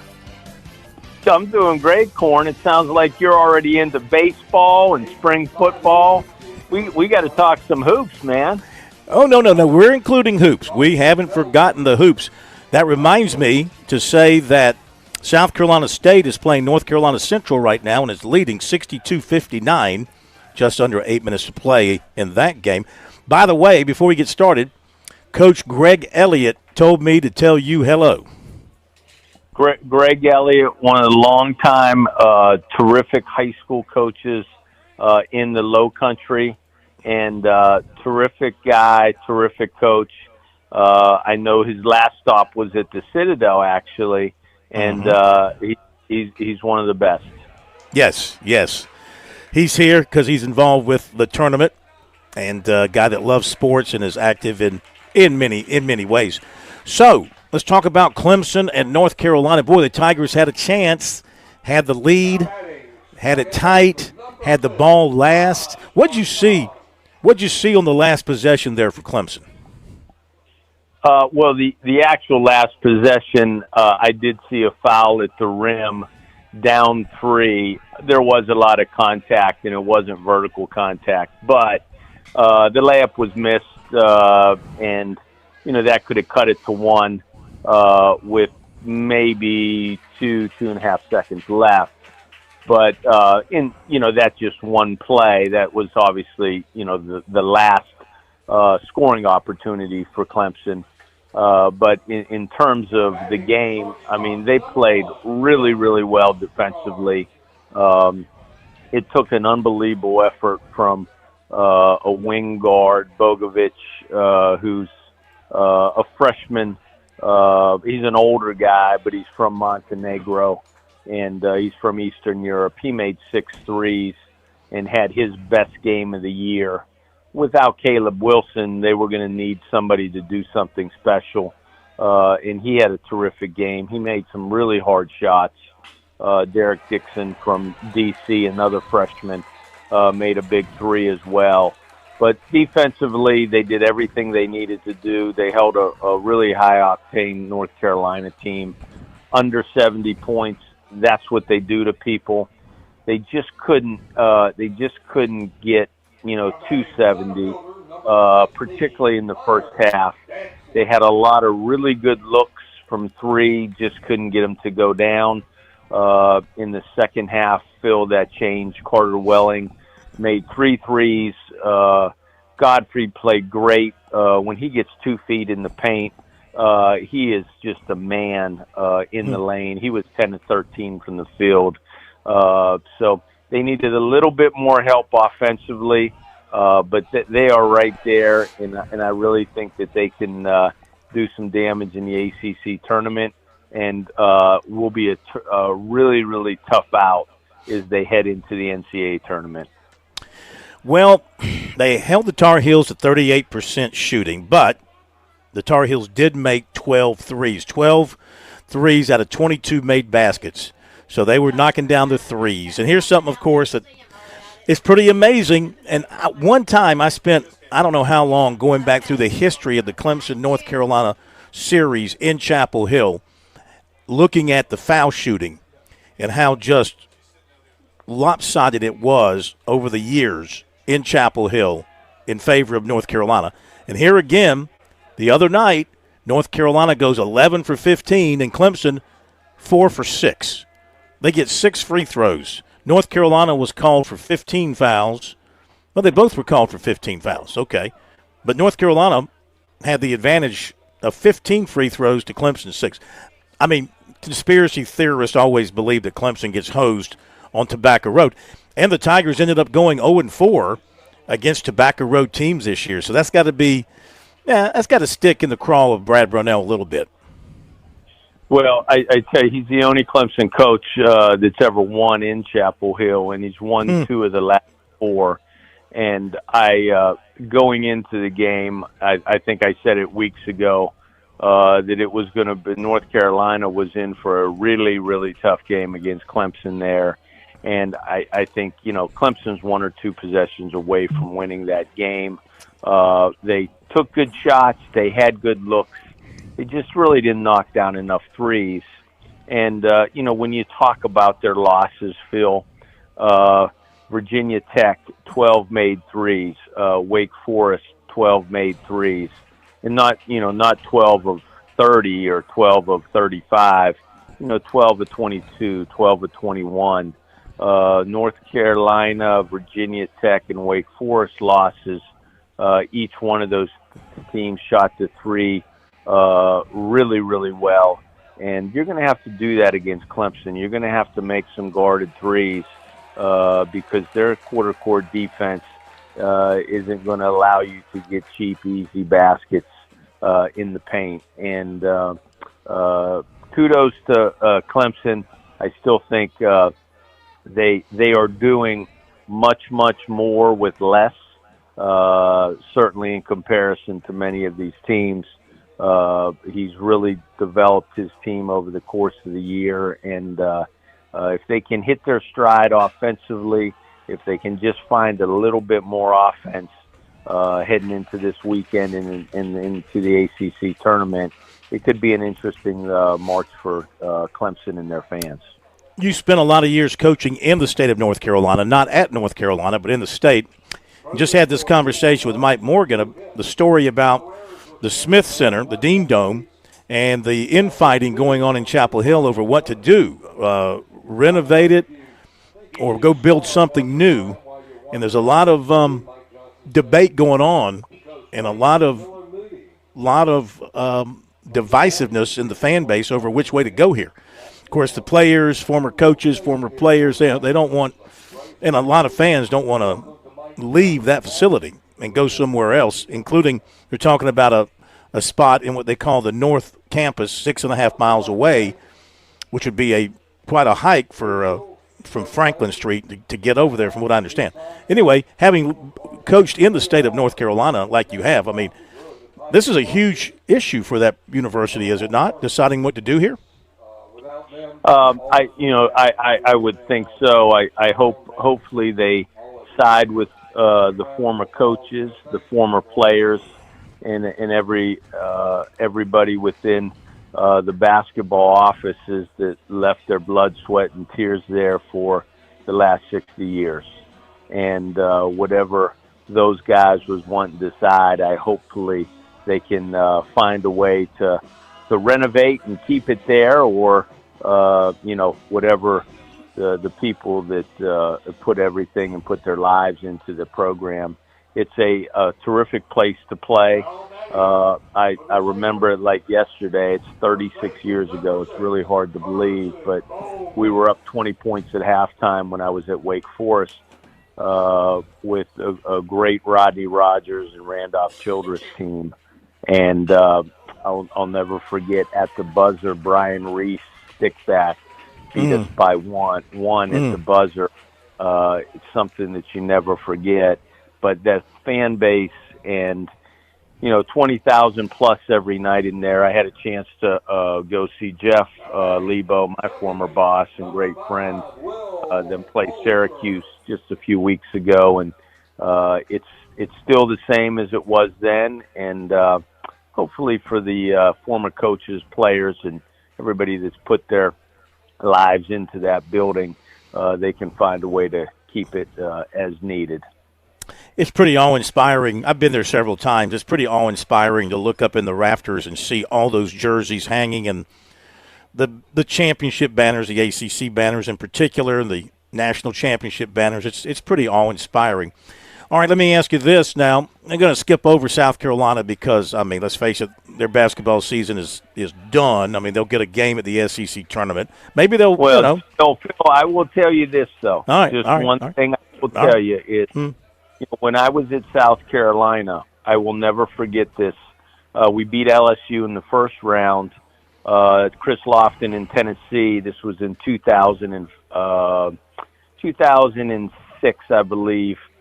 Makes it 3 to beat us in the last few seconds, and we exit. That evening, there was a tornado in Atlanta. The University of Georgia, who finished last in the league, and I think they had 11 wins going into the SEC tournament. Actually, when the tornado hit the Georgia Dome, Georgia, with 11 wins, won the SEC tournament. Yeah. Now, I'm not suggesting that there's going to be a tornado in Nashville, but you never know. And it would take an act of God for them to win the SEC championship. Well, but I will tell you, I hope for the Gamecocks and I hope for their fans, because I will tell you, I am a Gamecock, and I hope for them and their fans they have a good showing there. I was at that tournament at the Georgia Dome, and I was inside as the tornado was going down the street. And, I mean, when I started seeing the stuffing in the ceiling start floating down to the floor and that huge scoreboard start swaying back and forth, I knew we were having a problem. I knew this was more than just a thunderstorm. But let me ask you this. Coastal Carolina, 3 seed. Charleston, I think, 2 seed in their tournament. Winthrop, 2 seed in their tournament. Got a chance. We got a chance with those 3 to rise up and one or more make their way into the NCAA. Obviously Winthrop and the College of Charleston, they're right there year in, year out. And Coastal has put together a really, really fine year to do what they've done in a very short period of time. So good to see all 3 of those. 2 of them maintaining and one really popping their head up here and having a fine year. Is Coastal right at 20 wins? That's, just an outstanding year. 19. They're at 19 going into the tournament, but they're the 3 seed. That's a weird bracket because, I say weird, the number 1 and number 2 teams in the regular season get a bye all the way to the semis. So you only have to win 2 games to win the championship. And who are those teams? Do you know who those teams are, Phil? You would ask. One is I'd have to look it up, Coach. I'd have to look at the right. No, that's okay. It's a huge league. Mm-hmm. You're talking about mega leagues now. Certainly a great advantage. I think we had talked the other day. At one point, the Big South, when Greg Marshall was the head coach at Winthrop, only had 6 teams in the Big South. And when you finished in the top 2 in the Big South that particular year, obviously you were a bye right into the semifinals. It's a different way to do it, but certainly rewards the top 2 teams who prove it throughout the year. Yeah, it's Troy and Marshall are the top 2. Troy number 1 and Marshall number 2. Okay. Yeah. What are you watching this week? Some tournament games from the lower levels, or are you looking at some of the? I'm actually getting ready. Paul Biancardi and I, Paul from ESPN, we've got some really good high school things that we're watching. Overtime and Lead in Atlanta's got their championship game tonight, and he and I are getting ready for our high school camp that we do on Saturday the 14th in Charlotte. We do it during the ACC tournament. We'll have some of the top high school players in the country there. And we'll be around the ACC tournament. Looking forward to next week. Certainly as much basketball as anybody could want, starting next Tuesday with all the tournaments. Well, we look forward to talking to you next week from the ACC tournament. That should be great. We'll see how Clemson does once they get rolling. And thanks as always. Talk to you next week. Thank you, Phil. Bye. That is Hardcore Hardwood with Coach Ken Potosnak here on Sports Talk. Appreciate his time. Looking forward to hearing what he has to say next week from over the ACC tournament. Matt Smith will be at the ACC tournament for us next week in Charlotte. Yes, I'll make the trip to Nashville for South Carolina. Well, look, the Gamecocks, they could be the 16 seed. It's possible they could get to 15 if they can beat Ole Miss on Saturday. Either way, they're going to play early in terms of the day of the week. I think Wednesday. They can win a game, maybe stay a couple of days. Be back. I'm attorney Jim Corbett. I'm not a case manager. I'm a lawyer for over 35 years. I don't charge 40% for your injury in your rec case or any on-the-job injury. Call 803-765-2968 and ask for Jim Corbett or email me, jim@jimcorbettattorney.com, for the experience of a lawyer handling your injury case. Jim Corbett, 803-765-2968. jim@jimcorbettattorney.com. Put 35 years of experience to work on your injury case. There's a lot of things we take for granted in our lives. Your home's AC will run cool. Your drive-through coffee will be hot, and the car will start when it's time to take your kids to school. It's when things don't go as planned that you start thinking about who to call and where to turn. The good thing is, you can prepare for life's most difficult days by calling the Larry Lucas Agency today. Larry is a State Farm agent that has been taking care of people across South Carolina for more than 2 decades. You probably have insurance, but switching is easy, and bundling can save you hundreds or more. Most importantly, the Larry Lucas Agency can help you choose the protection you want at the price you want. All backed by South Carolina's #1 home and auto insurance company. Visit LarryLucasAgency.com today or give Larry a call at 803-799-1998. Like a good neighbor, Larry Lucas State Farm is there. Make your plans now to get to the coast for the Palmetto State's premier baseball showcase. The Classic, March 5th through 8th at Mike Johnson Park in Georgetown. Now in its 36th year, the Classic features the best high school players and teams from across South Carolina. Don't miss your chance to see the state's top Major League Baseball prospects and title contenders at the Classic. Presented by Coastal Chevrolet Cadillac Nissan. There'll be games and contests, including a home run derby throughout the weekend. Visit theclassicgtown.com for tickets and more information. The Classic, showcasing South Carolina's finest in high school baseball, March 5th through the 8th in the state's best ballpark, Mike Johnson Park in Georgetown. Play ball!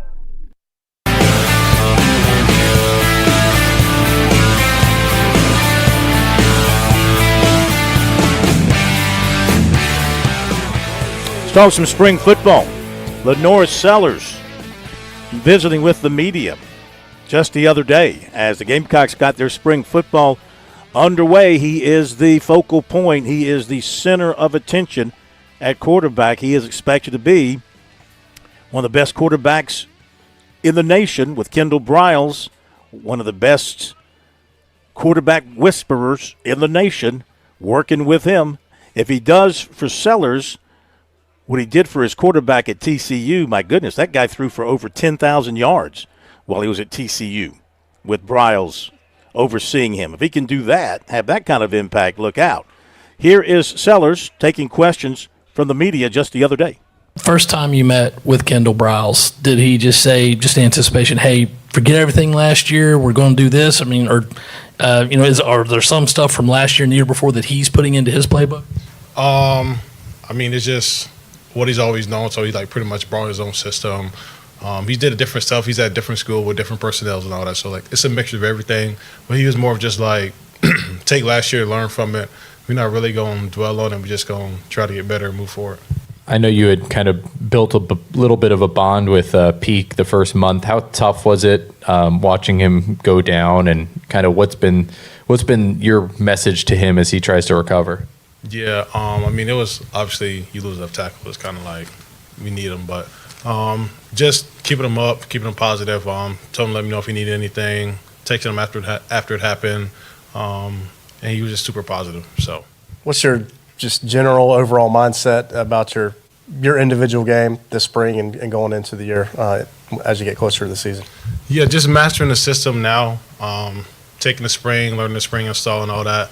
And as we progress and move forward, just keep doing that, learn the system, getting all the guys, building those relationships that I need, taking that step as a leader as well. Yeah, speaking of taking a step as a leader, that was something Coach Beamer was talking about yesterday that he's seen out of you this offseason. Just what have you tried to do here in the offseason during workouts and now spring ball to make yourself a better leader overall? Yeah, just talk more, be more available, build those relationships that I needed, and just mastering what I need to master just so I can help anybody else. With the handful of new receivers you guys got in there, what's your impressions of Nitro? And I know Jane Gibson has been said, but what those new guys seen from them too? Yeah, Nitro's quick off the ball. He just has that quickness, shiftiness, and all that.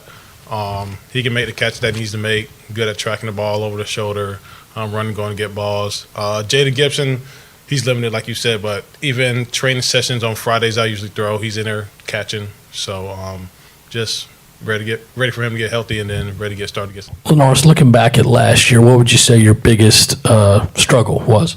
I would say just getting into a rhythm because we were just up and down a lot. I think getting into a rhythm would help us just flow more smoothly.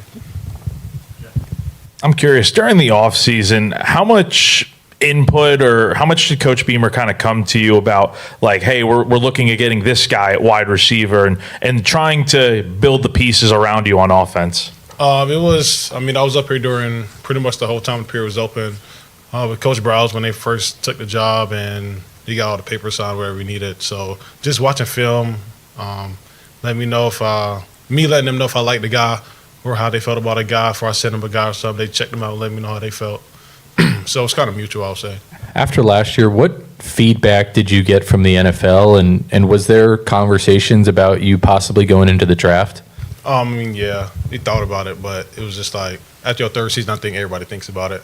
It was just more like seeing more stuff from the pocket, just being more comfortable, stuff like that. Like I said, get into a rhythm, calm my feet down a little bit. Going back to Nitro, I think you commented on something on Instagram whenever you hit the portal. Was that a guy that you saw or the coaches came to you about? What do you remember about sort of the details about his recruitment here? I remember him when he was at Georgia. When he was a freshman, he was playing there, so he got some play time at Georgia for a little bit.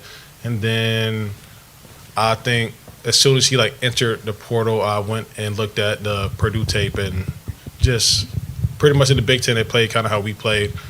Just man, he was getting open in man. I watched the USC game, and after that, I just liked him a lot, and then I sent him to Furry, Darren, Beamer, and those guys. So, Lenoris, so what have you and Kendall talked about in regards to your running the football? It always seemed just last year from the outside that maybe you were a little more hesitant to not run last year, but how's that dynamic working with KB?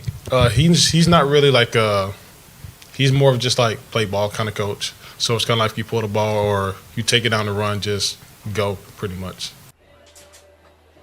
Okay, there you go. Lenoris Sellers. First time we've heard from him since Kendall Briles came on board. So that should be a match made in heaven for Lenoris Sellers, especially the way things went with Mike Shula. Didn't go all that well, and maybe tried to make Sellers into something that just wasn't natural for him. Looks like Briles will go the other way and will coach to Sellers' strengths and incorporate his overall skills into everything that they do. If they can get the offensive line shaped up, and it looks like Randy Clements is the real deal as an offensive line coach based on some of the things I've seen already on social media about him. He can whip those guys into good shape. They'll have a pretty decent offense, I think. We'll be back in a moment. On Point Weather, brought to you by our friends at Palmetto State Armory. On 107 The Point. Here's tonight's forecast. Cloudy with a low temperature of 59. Tomorrow it's clouds to start, clearing for the afternoon, a slight 20% chance we get rain along the way. Warm with a high of 83. Now for the weekend, spring forward, change the clock Saturday night. We'll move an hour ahead. A mix of sunshine and clouds go with a 20% chance for rain Saturday and Sunday, highs in the low 80s. I'm Cal Moss with your On Point local weather. What's better than getting the best Wagyu and Hereford beef anywhere in these parts and getting it delivered to your door? How about knowing you're still supporting local farmers in Saluda over at H&J Cattle, where tradition meets quality? Visit HandJCattle.com. Place your order for $50 or more, get free delivery in Richland or Lexington County. Plus, Point listeners get 10% off your order. Enter keyword The Point as one word for your discount. HandJCattle.com. The Point.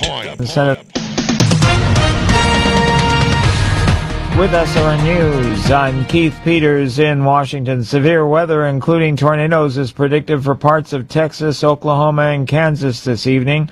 Residents are urged to keep an eye on the sky.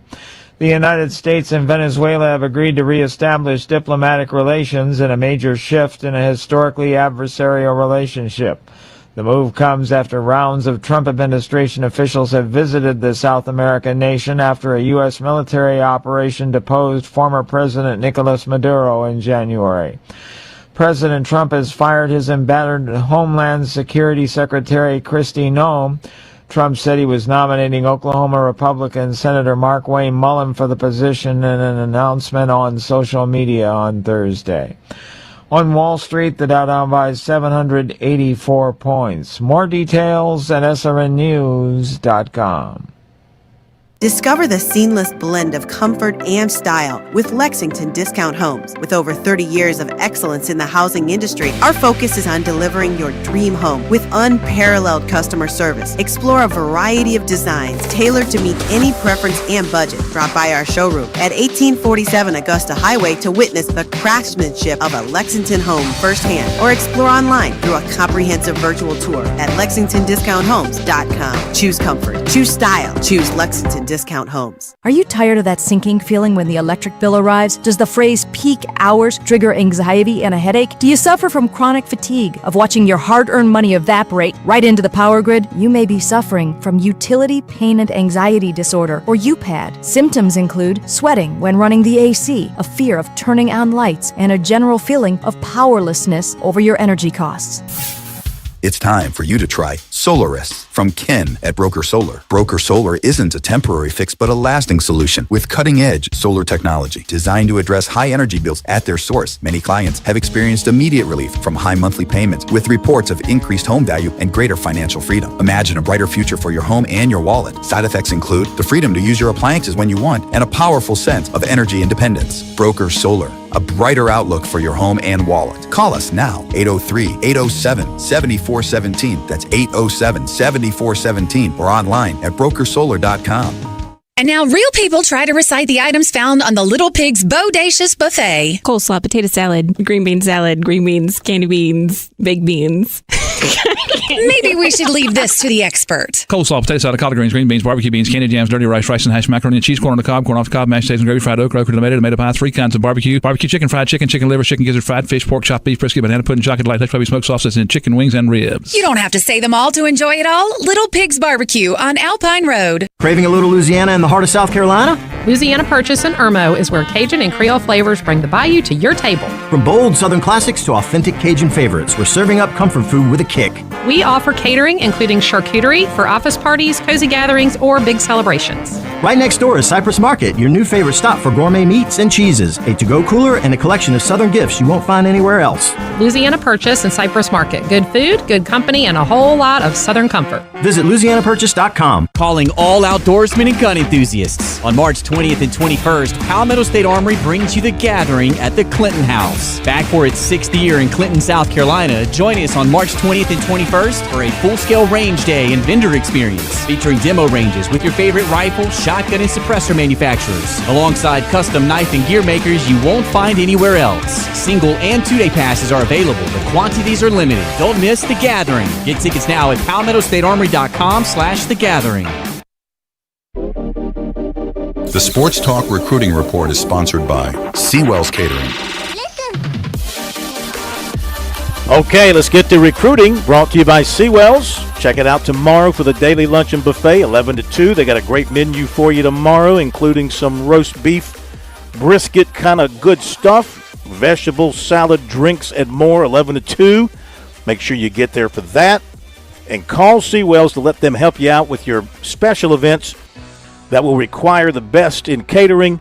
803-771-7385, online at SeawellsCateringSC.com. Seawells, they'll come to you or host your event at their location. That's Seawells in Columbia.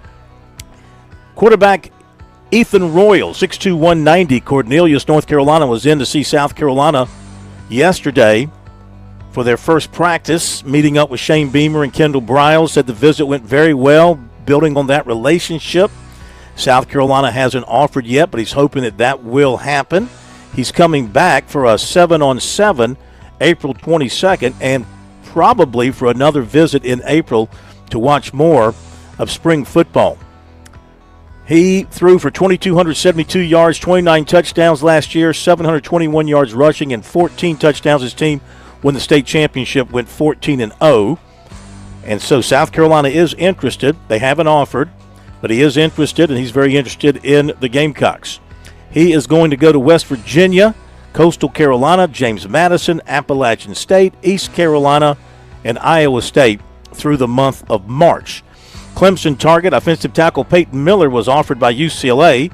Clemson target defensive end Santana Harvey offered by Virginia Tech. Linebacker Roman Igwe-Buike. Don't know if he's related to Donald or not. 6'3", 215, Mount Carmel, Illinois. Has Clemson in his final 12, and he'll be in for the junior day on Saturday. Hammond linebacker Jackson Ross. Cornerback Davian Jones of Cornelius, North Carolina. Defensive end Andrew Rogers, 6'6", 240. Greensboro, North Carolina, all plan to be in at Clemson on Saturday. One-time Clemson target linebacker Cooper Witten committed to Oklahoma. Receiver Anthony Williams of Oceanside Collegiate picked up offers from Wake Forest, Virginia Tech, and North Carolina. Pickens quarterback Brooks Dow was at Appalachian State today. Arkansas offered Westside wide receiver Tajay Watson, and Woodruff running back Aiden Gibson was offered by Miami and Wisconsin.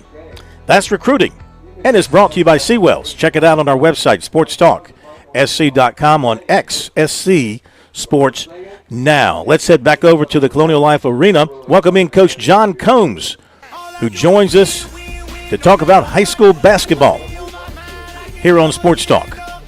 It's the last weekend of the high school basketball season in terms of championships. Of course, we do have an all-star game coming up in a couple of weeks. But, Coach, welcome in. How have things been looking to you over at the CLA so far today? Bill, thank you for having me once again. It has been a phenomenal start to the high school basketball state championships here at Colonial Life Arena. First of all, I will say I got to give a lot of props to Dr. Singleton, the South Carolina High School League staff, the University of South Carolina, other people, including Kerry Rich, for making this happen to get this basketball state championships back at Colonial Life Arena. They certainly belong in Columbia. Columbia's had a long history of having the state championships here, but to have them back here, it's been a great start. First three games have basically come down to the last possession or two, and we've got one going right now with Berkeley and Greenville. They're still battling about 4 minutes to go in the fourth quarter, and then tonight we got Westwood and Greenville. It's been fantastic. What's the score in that Berkeley-Greenville game if you've got an eye on the scoreboard? Yeah, it is right now. It's 35-43 with 3:50 to go. And they've all been close. There's been some comebacks. Earlier in the day, Landrum got a 2-point win over Atlanta Collegiate. Atlanta Collegiate had a shot at the buzzer that would have won it as a three. It was a good look. Mm-hmm. And then probably a surprise for me in the second game, Philip Simmons beat High Point Academy. Mm-hmm. I certainly didn't see that coming. High Point got off to the game with an 8-0 start. And you're like, uh-oh, is Philip Simmons going to be able to keep up? But give them credit. Coach Garrett Campbell at Philip Simmons did a phenomenal job of keeping his guys calm and poised, and it always helps, Phil, when you can just flat out stroke the ball. And Philip Simmons had a couple of guys that can quite fill it up. And it was that was a fantastic game. And like I said, looking forward to a good ending here. And then, of course, I'm super excited to see Westwood High School, my former player, Trent Robinson, take on Greenville, and Jared Stoneman, who's, I think, a 3 or 4-time state champion himself at Ridgeview High School, leading Greenville in state championships. It's going to be great basketball here tonight at the CLA. Absolutely. Now, who is winning the game? You gave us the score, but you didn't tell us who's winning. Oh, see, I'm not a professional at this, Phil. I'm not. I'm still working on it. There you go. Berkeley's winning. Berkeley's up by 8. I'm just so excited. I hear that they got Darius Rucker, who be the Blowfish, playing in the background. It's a good crowd here tonight. Absolutely. So the first two games, each one of the winners, first-time state champions. That is a special feeling for a program, for a school to win it for the first time, and something those kids will remember forever. You got to be excited for folks that win it for the first time. Oh, you absolutely do. I mean, Landrum, the town of Landrum, I hope there was no crimes going on today, because it felt like the whole town was in here. I mean, it was a great atmosphere with that. And, of course, the flip side's also true. Atlantic Collegiate, you could see the emotion of losing a big-time game, which they very easily could have won the game. But it's very special for those programs to get a win. And Coach Garrett Campbell's been there for almost 10 years at Phillips Simmons, a relatively new school in the Charleston area. They had a fantastic student section that was awesome. And it was just awesome to see kids play in their great arena like Colonial Life, which, they see so many other good players play it. It was great. Well, it's a great place, like you said. It's in the center of the state. It's a great building for this, and I'm sure it's well organized and pretty easy to get fans in and out and get the teams in and out of the locker rooms and to their buses and wherever they have to go when games are over. So I think it's a great idea to have it there. They need to keep it there and continue to promote it. And before we let you go, of course, you got more games coming up tomorrow, Saturday, and then you've got the Carolinas Classic All-Star games coming up in a couple of weeks, and we'll get back with you on that later in March. But let's remind everybody, you got those All-Star games to be played in to be played in Spartanburg this year. That's right. Dorman High School on March 21st at Dorman High School will be the Carolinas Classic that we're really excited about, having it back in South Carolina. Coach Thomas Ryan at Dorman and the city of Spartanburg, I mean, they're really embracing this. And so I think it is going to be a great opportunity to see the best seniors from South Carolina go at it against the best seniors from North Carolina. And then the very next week, we got our annual North-South game, March 28th. That's at Brooklyn Casey High School. I mean, I think we're in year 77 of that game.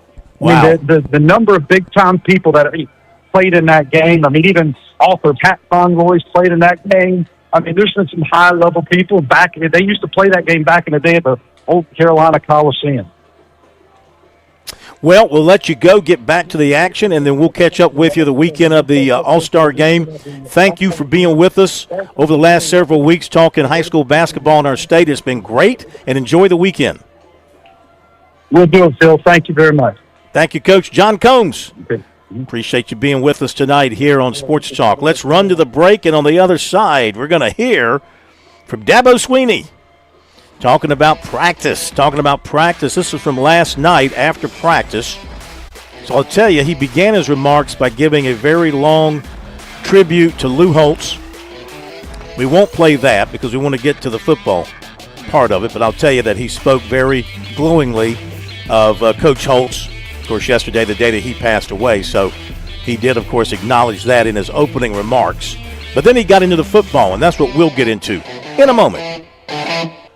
We're with Major Billy Downer with the Department of Natural Resources, and we're visiting at the brand new DNR offices at the State Farmers Market. Major, tell us more about this place. That's right, Phil. The Department of Natural Resources has a new office located at the South Carolina Farmers Market. You can find us at 260D Epting Lane inside the Farmers Market grounds.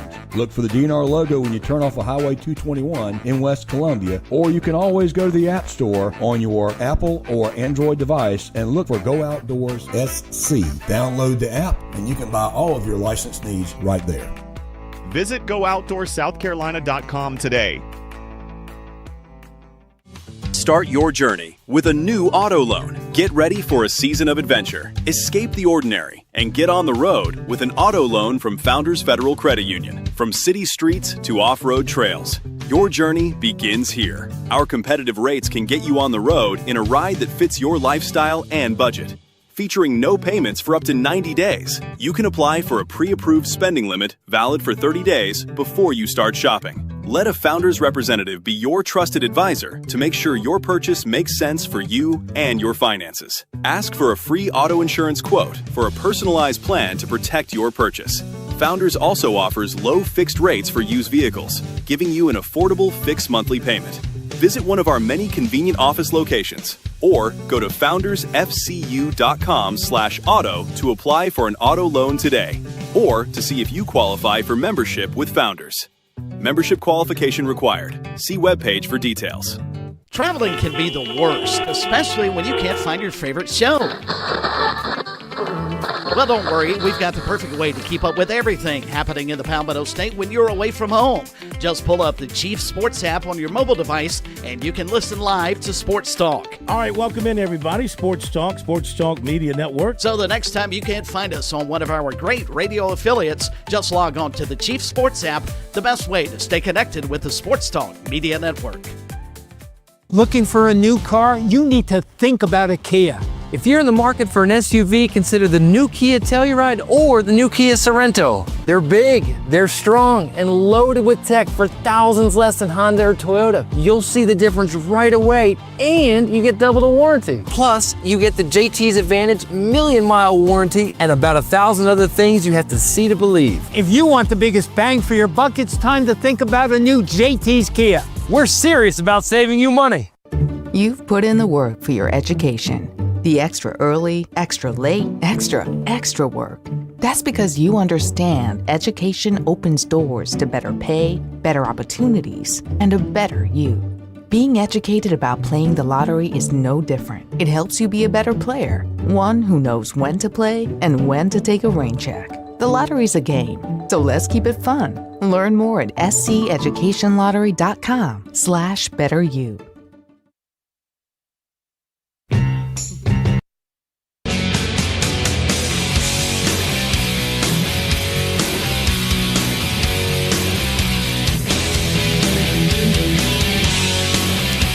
Well, we heard from Lenora Sellers on the Gamecock side. How about some Clemson football?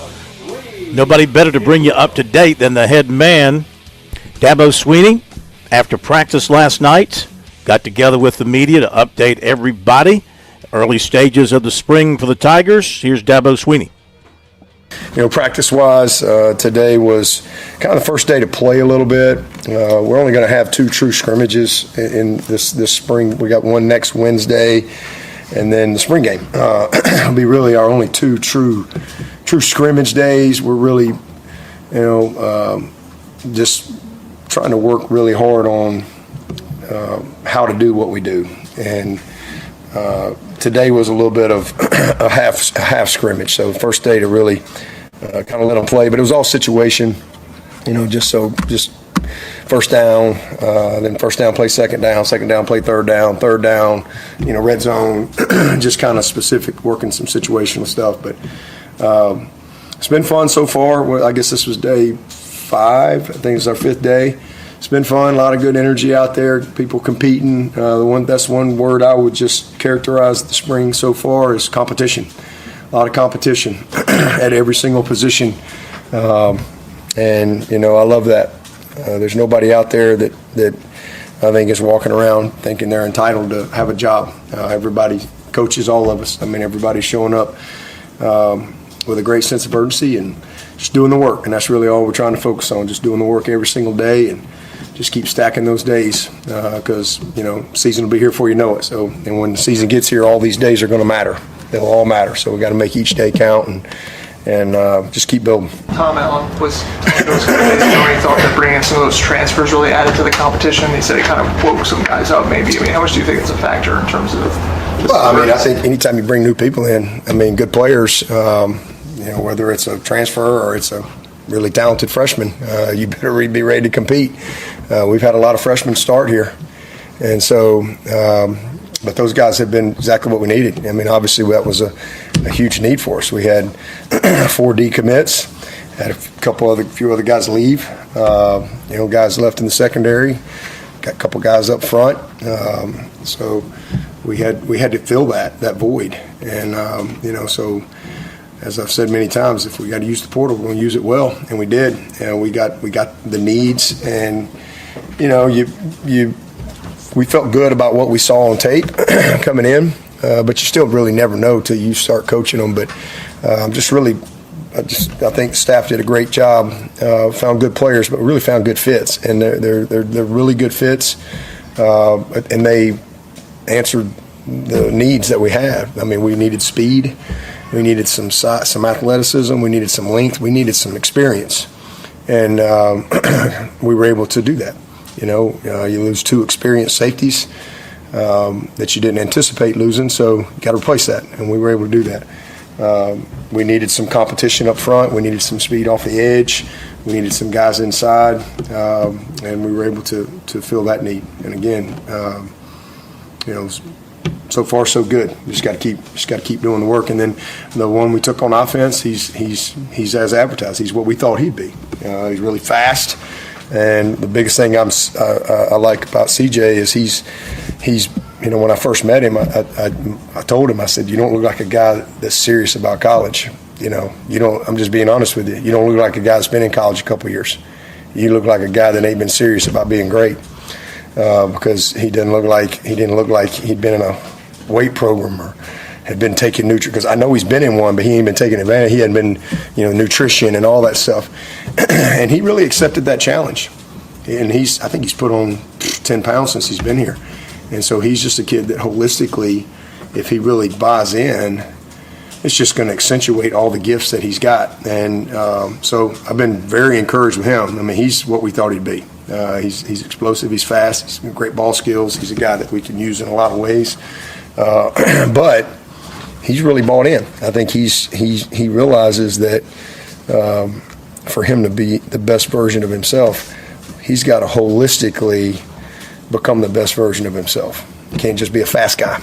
And so I've been really pleased with him. So that whole group and the freshmen, I mean, we got 15, 16, mid-years in here. And so, I mean, look, we got good people. We like them, but we just got to do the work. Got a lot of work to do. Long way to go.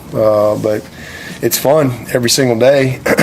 Just being able to work with these guys and coach them up. And a lot of them are getting a lot of reps that they might not be getting if we kind of had some guy like TJ's not doing live reps yet. Wesco's not doing live reps. He's practicing all the team stuff, but he's not doing live reps when we go good on good. Cole, same thing. Cole and TJ should be at some point this spring, but so now all of a sudden you got Tyler Brown and a bunch of young guys. It's been a little bit of a challenge because they're all drinking out of a fire hose out there, but it's been fun. They're talented guys, and same thing with those offensive linemen. We got Braden. Braden's working his way back. Got Elijah back in there for some good live reps today. Easton back in there. He looks good. But all those other guys are getting a ton of work, and that's just gonna help us, shorten that learning curve between now and August. Now, did you have a relationship with Rich prior to this, and what went into bringing him back? Yeah, Rich Bisaccia, I've known him for a while, and we've talked a few times over the years about maybe one day working together, but it just hasn't really ever worked out, either for me or for him, for whatever reason. Whether it was where we were, from a college football rules standpoint, which affected salaries and things like that, to where he was in his career and the timing and stuff. And so obviously the rules changed. I guess last year I think was the first year where everybody can coach, and so now you're really able to build your staff out. Very similar to an NFL staff. You've got a lead coach, you got an assistant coach, but now you can truly, your special teams guy doesn't just have to be a guy in the back room somewhere. He can truly, lead it and coach it. So, Gilchrist did a great job for us. I really think he's going to be he's a great young coach. I think he's got a really bright future. But he had a unique opportunity with Gross. Gross is going to make him assistant head coach and kind of give him some more head coach responsibility type stuff, operations. Will is a very strong in his faith. That's a Christian school at Sanford. He's going to be able to kind of create kind of like a Bible curriculum, if you will. That's something he's passionate about. So that was a real unique opportunity for him to go to Sanford and step into that role. So that gave me an opportunity to, really for the first time, have the flexibility to go hire somebody, and then with him making a decision like, hey, he to step down. kind of timing was good for both of us. So known him for a while. When he became the interim coach, we spent a lot of time talking on the phone. Obviously he had some of my players out there, and that's been a really cool. In fact, I shared that with Rich. That's been a really cool thing. Cleveland FaceTimed me today. John Simpson, Renfro, all these guys are all just so fired up. There's one thing I can say about Rich is, man, his players love him. He is an incredibly well-respected man. He's a great husband. He's got a beautiful family, a bunch of grandkids. But the biggest thing in talking to him, he really loves me, and that's important. He really cares about me, and he loves Clemson. And those were two things that and he and I talking, and then the timing for him and where he was and what he wanted to do and how he wanted to finish his career. This was the right thing. He wants to win a national championship. It's the only thing he hadn't done. So great opportunity for both of us, and it's been great. Just getting going here a couple days, and he's been awesome. He's a leader of men, and just brings a great perspective to the team, and he's been in the NFL for forever. So I think that's an invaluable experience, especially for players. They all have aspirations to be there, and special teams is a part of it, and so he's got a ton of credibility. And you don't get to where he was in his career without being really elite at what you're doing. So super excited to have him. And then he's been here, so he's very familiar with Clemson. It's changed a lot. he needs a roadmap around here, but it's awesome. So just a blessing for us that, again, everything worked out timing wise for me and for him, and it's gonna be a lot of fun. Already been fun. We've had a lot of fun already. All of Dabo Swinney up on our website. That's some interesting stuff. I've never heard a head coach refer to an assistant coach that he's hired him and that the assistant coach loves me. I had to hear that again when he said he loves me. He loves Clemson. He loves me. Interesting. Bisaccia, of course, served under Tommy West when he was at Clemson, not under Dabo. Been gone to the NFL for a lot of years. But obviously they're friends. Just never heard a head coach say that before about an assistant coach that he's hired. So obviously they have a great relationship. That should work out extremely well.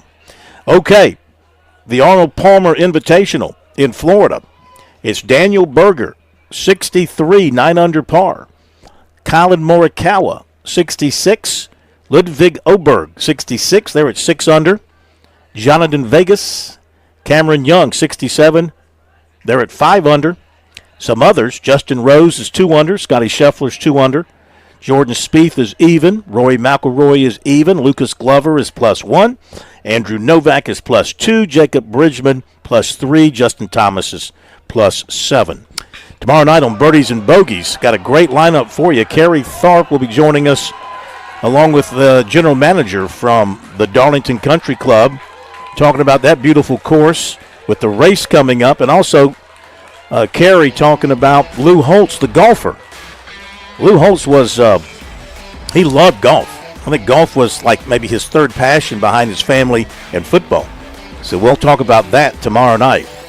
Don't forget to follow Chris Deering on our X and on our website. His coverage of the high school championships will continue, and we'll be back here from Georgetown tomorrow night for day 2 of the Classic. Thanks for being with us. Have a great night.